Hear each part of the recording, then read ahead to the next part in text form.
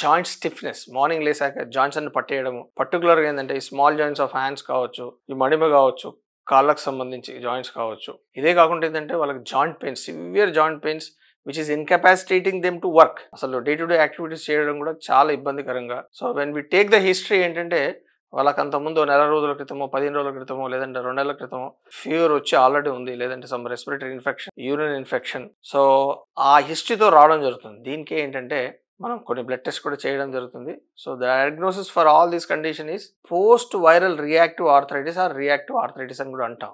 So what is reactive arthritis యాక్చువల్గా చెప్పాలంటే? So మీరు ఒక 4 years బ్యాక్ కరోనా చూసారు. అదేంటి? అదొక వైరస్. సో వైరస్ కావచ్చు, బ్యాక్టీరియా కావచ్చు, మన బాడీలోకి వెళ్ళినప్పుడు మన డిఫెన్స్ మెకానిజం ఏంటంటే కొన్ని యాంటీబాడీస్ ఉత్పత్తి చేయడం. ఆ యాంటీబాడీసే ఆ వైరస్ని, ఆ బ్యాక్టీరియాని కిల్ చేయడం జరుగుతుంది. బట్ దాని తదుపరి ఏం జరుగుతుంది అంటే ఆ వైరస్ బ్యాక్టీరియా కిల్ అయిపోయాక ఈ ఏదైతే యాంటీబాడీస్ ఉత్పత్తి అయ్యాయో అవి సర్ప్లస్, అవసరం కన్నా మించి ప్రొడక్షన్ వల్ల ఏంటంటే అది మన బాడీలో తిరుగుతూ మన జాయింట్స్ని ఒక ఫారెన్ ఏజెంట్ లాగా లేదా ఫారెన్ బాడీ లాగా కన్సిడర్ చేసి దాని మీద బొంబార్డ్ చేయడం వల్ల ఆ జాయింట్ కొద్ది గొప్ప డ్యామేజ్ కావడం వల్ల వచ్చే పెయిన్సే ఈ joint pains which are related to post viral reactive arthritis అని మనం తీసుకోవడం జరుగుతుంది.